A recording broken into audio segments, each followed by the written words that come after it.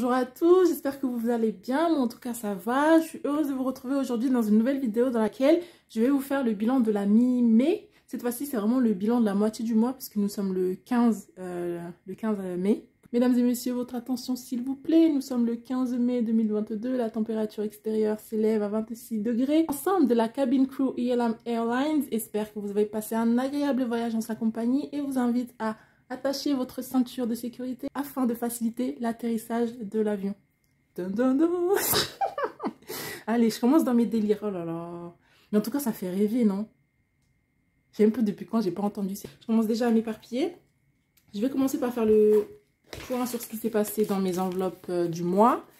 Donc dans les courses, je me suis donné 100 €. Dans mon argent de poche, je me suis donné 80. Et ici, dans autres, je me suis donné 20.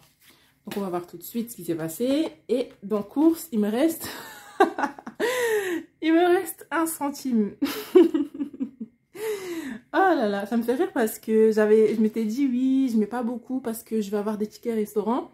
Mais il y a une personne qui a commenté à très juste titre dans mon ancienne vidéo que c'est pas tous les endroits en fait qui acceptent les tickets restaurants. Et c'est pas sur tous les produits que les tickets restaurants passent aussi. Donc j'en ai fait les frais. J'ai fait les courses à Casino et il y avait une partie qui était prise en charge mais pas tout. Donc il me restait 92 et ensuite je suis partie à Lidl et j'ai vraiment fait les grosses courses pour tout le mois. Donc moi je suis sûre que je suis tranquille et il me reste 1 centime qui est quelque part là-dedans. Voilà, qui est là avec les tickets de caisse. Donc voilà. Il me reste encore de l'argent sur mes tickets resto donc je vais quand même pouvoir faire des sorties etc. Et je sais que j'aurai pas besoin de faire les courses donc vu que j'ai vraiment beaucoup acheté. Donc voilà, ça va aller. Ensuite, dans mon argent de poche, je me suis donné donc 80 €. Je suis partie à Lidl. En fait, je crois que j'ai complété. Parce qu'il manquait de l'argent. En plus de tout ça, là, je crois que j'ai complété 2 €. Donc, il me restait 70. Et je me suis acheté hier des donuts à 7 €. Et donc, il me reste 63 €. Et ils sont là. 50, 60, 2 et 3.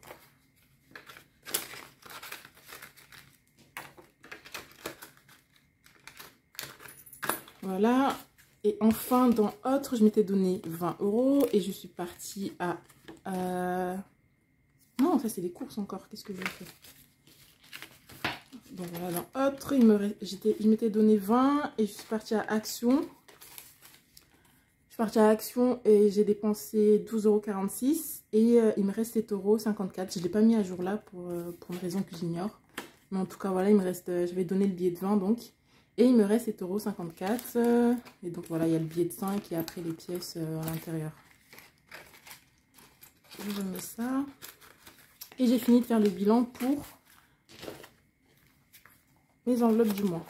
Maintenant, ici, qu'est-ce qui s'est passé? Je ne sais plus exactement. Ici, rien. Ah oui, je pense dans cadeau. Voilà, ici, donc il y avait le mariage de ma copine. C'était trop bien! C'était vraiment génial. Et donc je lui ai fait enfin non, j'ai commencé à lui acheter quelques trucs pour son cadeau. Ça m'a coûté 15,68 €, ce qui fait qu'il me restait 114 € et enfin le cadeau il n'est pas complet parce que c'est quelque chose que je vais faire moi-même.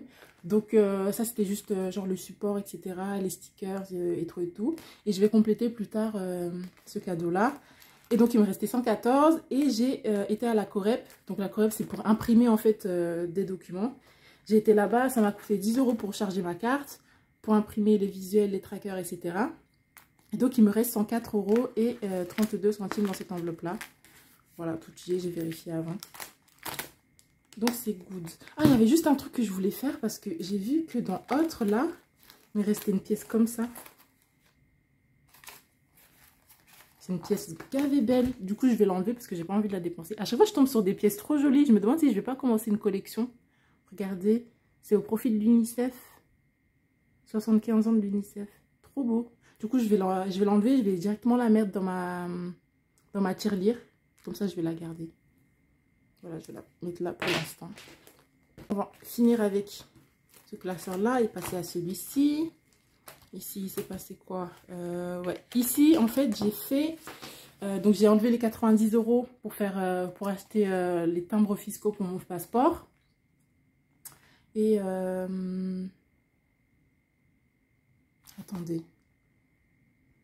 Donc j'ai pris les 90 € que j'avais prévu pour faire mon passeport. D'ailleurs, j'ai oublié de vous dire, mais ici, dans mon argent de poche, j'ai sorti 8 € pour faire les photos d'identité.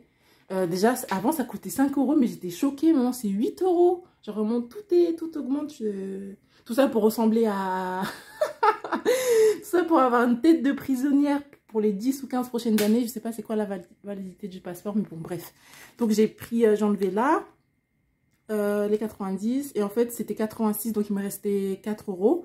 J'ai pris 2 € que j'ai mis directement dans ma tirelire. Et après, j'ai mis 2 €. Où ça il me semble que c'est ici dans déménagement. Parce que c'était mon petit délire. Donc, ça me fait 2022 €. Voilà.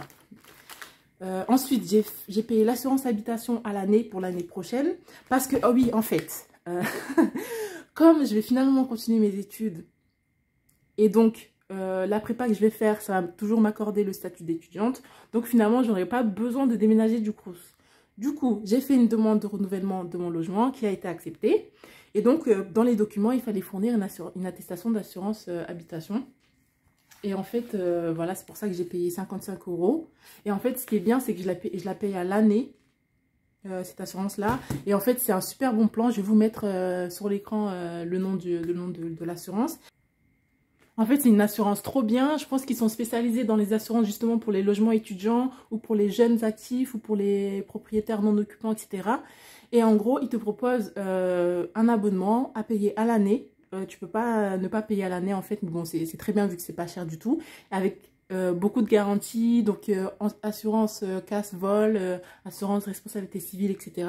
Donc c'est vraiment très très bien. C'est pour ça qu'en fait, vous voyez jamais assurance habitation sur mon budget mensuel. C'est pas parce que je ne paye pas, c'est juste parce que je le paye à l'année. Et donc ça me permet de réduire mon budget mensuel, et ce qui est très très bien. Donc voilà tout ce qui s'est passé ici. Et après voilà, juste ici dans retraite, donc je vous avais dit que je devais regarder en fait sur mes différents comptes que j'avais dans les différentes entreprises pour savoir combien j'avais d'intéressement et participation. J'ai regardé pour la poste parce que c'est plus pratique vu que j'y suis encore, donc j'ai juste à demander à ma responsable. Et finalement il n'y a que, bon que c'est déjà très bien, hein, mais bon vu que je travaille que les samedis matins, ça se comprend aussi. J'ai 67 € en plus de ça, donc en plus de ce que j'ai en espèces là, donc j'ai une centaine d'euros pour la retraite. Voilà. Et maintenant la partie de la surprise. Donc voilà, j'ai enfin fini de faire tout ce qui a trait au concours. Donc là j'ai fini de faire le planeur. Et voilà. Et donc c'est ce que je vais vous présenter maintenant. Ce que j'ai vraiment voulu faire avec ce concours-là, c'est de vous offrir vraiment un starter pack. Ça veut dire que si tu connais rien au budget, tu connais rien à la méthode des enveloppes, tu commences avec ça et tu vas très bien t'en sortir en principe, si tu sais vraiment tu es régulier dans ce que tu fais, etc. Pourquoi soudainement je me mets à tutoyer les gens? Enfant des gens, je commence à tutoyer. Et voilà. Donc, si vous commencez à débuter dans la méthode des enveloppes, vous pourrez vraiment juste, en recevant ce colis-là de ma part, vous pourrez vraiment juste commencer à faire cette méthode-là, à être assez efficace dès le début. Et donc voilà, vous avez vraiment tout le nécessaire pour commencer dans cette méthode-là. J'espère que ça va vous plaire. Je vous laisse d'abord regarder une petite vidéo du processus de comment je l'ai fait. Et après, je vous retrouve pour la présentation de tout ceci.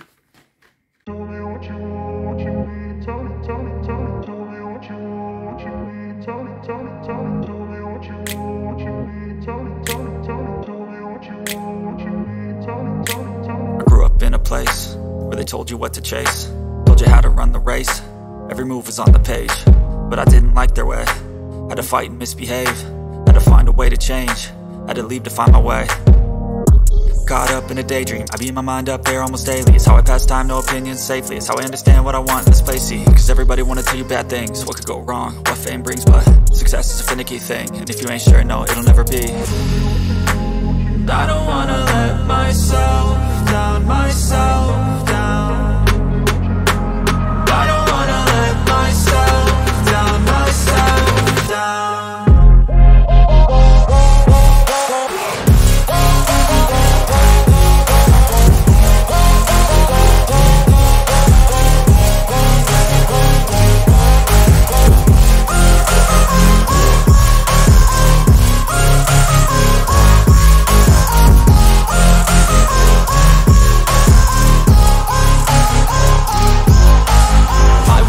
run away, I don't have to plan it. I can go, change my fate, you won't understand it. All alone, that's okay, people I can't stand them. They don't want me to change, keep me where I'm standing.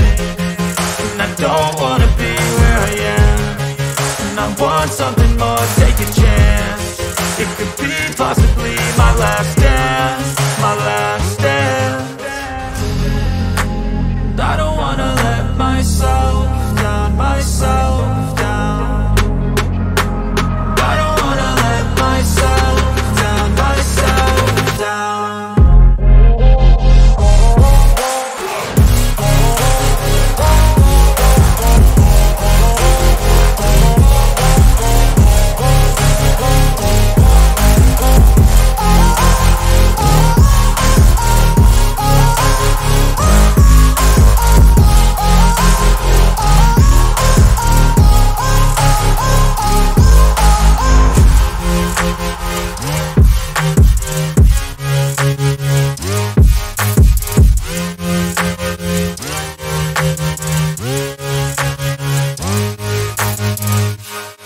J'espère que la petite vidéo vous a plu. Moi j'ai kiffé la faire avec la petite musique et tout, vraiment on adore. Et donc là je vais commencer à vous présenter l'ensemble.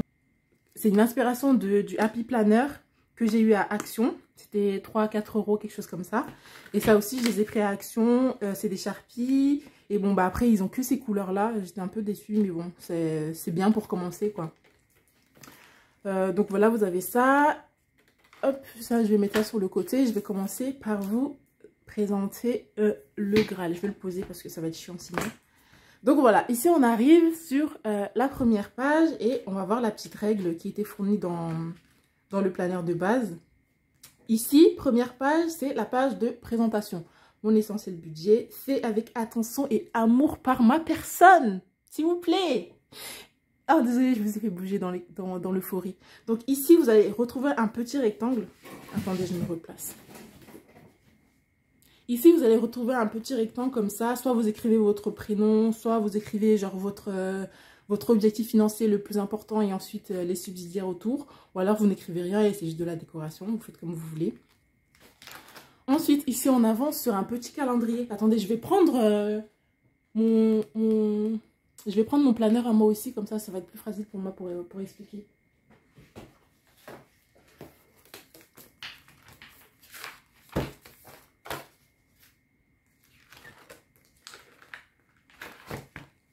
Donc voilà, ça je vais le mettre ici. Et en fait, dans mon planeur à moi, j'ai cette petite page-là et j'ai voulu la refaire, mais en plus jolie. Voilà, c'est une double page, elle est comme ça. Et donc ici, moi, personnellement, ce que je mets, c'est mes événements importants. Je mets à chaque fois ce que je veux économiser. Je mets ici la projection de ce que je souhaite économiser pour le reste des mois pour vraiment atteindre l'objectif que je me suis fixé. Donc peut-être que vous pouvez faire pareil, peut-être que vous n'avez pas envie de faire ça, peut-être que vous voulez juste noter, je sais pas moi, les événements importants, vos rentrées d'argent, vos sorties d'argent importantes, etc. Donc j'ai fait la même chose ici sur cette page. Voilà, c'est somme toute assez simple, mais je pense que ça peut être utile. Ici j'ai mis une page pour les idées cadeaux. Donc peut-être que ici vous voulez écrire les anniversaires. Ensuite ici vous écrivez les idées cadeaux, c'est comme vous voulez. Au début je voulais ici écrire la personne, le cadeau et le prix. Mais en général le cadeau il prend plus de place à écrire que le nom de la personne. Donc peut-être que vous voudriez écrire ici le cadeau en question, la personne et le prix du cadeau. Derrière j'ai fait une wishlist, c'est-à-dire cette fois-ci ce que vous voulez acheter pour vous-même. Voilà. Ensuite ici j'ai fait une petite page. Alors, tac.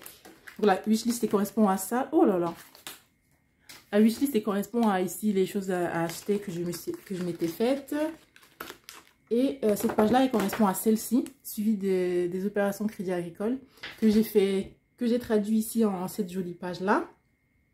Où voilà, vous avez la date, l'opération, le montant et le solde qui vous reste sur le compte. On a tous au moins un compte en fait qu'on veut suivre régulièrement, savoir ce qui se passe parce que sinon ça va dans tous les sens. Donc voilà, c'est pour ça que j'ai fait cette page-ci. Ensuite, on arrive à ce qui correspond à cette double page-là, mais en beaucoup plus stylé. La double page pour faire votre budget mensuel. Donc on commence ici par entourer le mois en question.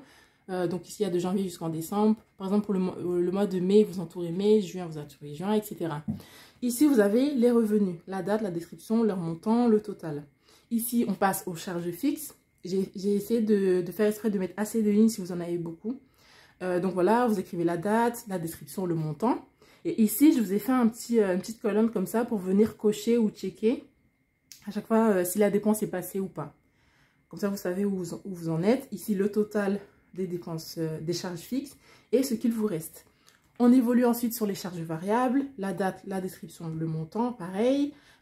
Ici aussi, le système de check pour savoir où vous en êtes, le total et le reste. Ensuite, ici, je vous ai laissé une petite ligne parce que moi, en vrai, j'aime bien juste écrire ça pour savoir ce que je fais du reste de l'argent.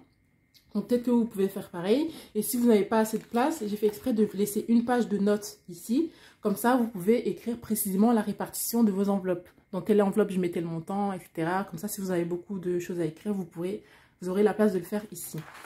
On revient ici et on fait le récap avec le total de vos revenus, le total de vos charges fixes et variables et enfin le total de votre épargne. Donc ici, la petite page de notes comme j'ai dit. Et là, en fait, c'est la page économie. Économie, voilà. Vous voyez, c'est rendu vraiment très stylé par rapport à ça. Et en fait, donc je suis partie sur le même principe, donc suivi des économies. Vous avez ici la période. Moi, j'écris à chaque fois février, mars, avril, etc. Vous écrivez là. Ensuite, vous avez ce que vous avez en billets, ici. Et ce que vous avez en pièces, ici. Et le total, il n'y avait pas ça ici, mais je l'ai rajouté là, le total. Et donc, en fait, ce que j'ai trouvé, ce que je me suis dit, c'est qu'en fait, on a besoin de savoir ce qui se passe là, présentement. C'est pour ça qu'il y a 12 lignes ici pour les 12 mois de l'année. Et après, on a quand même besoin d'avoir une vue sur ce qui s'est passé peut-être l'année d'avant. C'est pour ça qu'il y a une 13e ligne ici. Vous écrivez ce qui s'est passé en 2021, ce que vous avez économisé en billets, ce que vous avez économisé en pièces et le total. Et ensuite, vous faites pareil pour les mois en cours ici. Voilà. Ensuite, ici, deuxième double page, on va retrouver le tracker. Le tracker, il est où? Moi, ça correspond à cette petite page-là. Et là, en fait, vous avez le tracker de tout ce qui se passe sur toutes vos enveloppes. Donc, vous avez ici la catégorie, donc le nom de l'enveloppe. Vous avez ce que vous avez en cash dans vos enveloppes ici. Vous avez ce que vous avez en virtuel et vous avez le total. Voilà, j'ai fait suffisamment de lignes pour que vous puissiez quand même traquer beaucoup de catégories. Et ici, vous avez une petite page pour écrire des notes si vous le souhaitez ou juste pour écrire les totaux de tout ça, comme vous voulez. Ensuite, une autre double page où on va retrouver cette fois-ci une page mensuelle qui n'est pas datée. C'est-à-dire que c'est à vous à chaque fois de venir remplir le mois que vous êtes. Par exemple, si le mois commence par un vendredi, vous écrivez 1, 2, jusqu'à 30 ou 31. Là, je me suis dit, pour cette page-là, peut-être que vous allez vouloir noter les rentrées d'argent, les sorties d'argent, les choses un peu importantes qui sont à venir dans le mois. Vous notez vraiment ce que vous voulez. Ici, vous écrivez le mois. Vous avez ici un petit espace pour prendre des notes. Et après, voilà. Enfin, ici, j'ai fait une deuxième page pour les notes. Au cas où vous avez d'autres choses à rajouter qui ne tiendraient par exemple pas là. Ou même qui n'ont rien à voir. Voilà, vous faites ce que vous voulez. Ici, j'ai laissé la petite page comme ça qui était fournie avec le planeur. Et là, j'ai mis une enveloppe comme ceci. Oh, il se barre. J'ai mis une enveloppe comme ceci, donc avec, comme l'avait recommandé Honest Budget, où elle avait mis donc une étiquette en dessous, comme ça vous êtes libre de changer en fait la catégorie comme il vous plaît. J'ai fait exprès de mettre derrière une page d'une couleur claire, comme ça vous pourrez traquer directement ce qui se passe dans l'enveloppe derrière en fait directement. Ici une petite pochette qui a été fournie avec le classeur toujours. Et là, on va commencer directement avec ce que moi j'ai fait, même si j'ai déjà fait tout ce qu'il y avait là, mais bon, c'est sur Canva. Hein. Et donc là, je vous ai mis 3 intercalaires en fait. Peut-être que si vous fonctionnez à la semaine, vous allez vouloir mettre ici le budget de la semaine, enfin non, le budget du mois, ici les épargnes, ici les défis, peu importe, vous en faites ce que vous voulez. Peut-être même que peut-être même que ça ne vous sera pas utile, auquel cas vous les enlèverez. Mais voilà. Donc premier intercalaire et j'ai fait des enveloppes comme ça. Trop joli. Au début, je voulais mettre des feuilles d'or, mais je n'avais pas trouvé, il n'y en avait plus à Action. Du coup, j'ai mis des petites paillettes comme ça. Je trouve ça trop joli aussi. Je vais vous montrer comment ça rend avec un billet.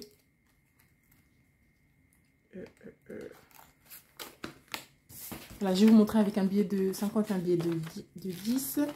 Le billet de 50, en fait, il est trop grand pour passer comme ça. Mais vraiment de très peu. Hein, Et donc, vous pouvez le mettre comme ceci. Tac, c'est vraiment très joli. Et après, les billets de 20 et de 10, ils passent... et de 5, donc naturellement, ils passent comme ça. Voilà, vous pouvez les mettre ici. Vous voyez, il reste un petit espace et le billet de 20, il passe totalement aussi ici. À l'arrière, ça fait ça. C'est vraiment très, très beau. Tac. Ensuite, vous avez le tracker. Donc, pour traquer cette enveloppe-là, il y a cette page-là. Pour traquer cette enveloppe-là, il y a cette page-ci. Et là, il y a un seul tracker parce qu'il n'y a qu'une seule enveloppe ici. En tout, je vous ai fait, je pense, 10 enveloppes. Donc, il y en a 9 qui sont comme ça. Et il y en a une qui est cartonnée, celle que je vous ai montrée là. Ensuite, on arrive sur le deuxième intercalaire. Et là, on va avoir encore une page comme ça, avec son tracker. Une deuxième enveloppe ici avec son tracker là. Ici, une autre enveloppe, son tracker ici. L'enveloppe grise, son tracker là.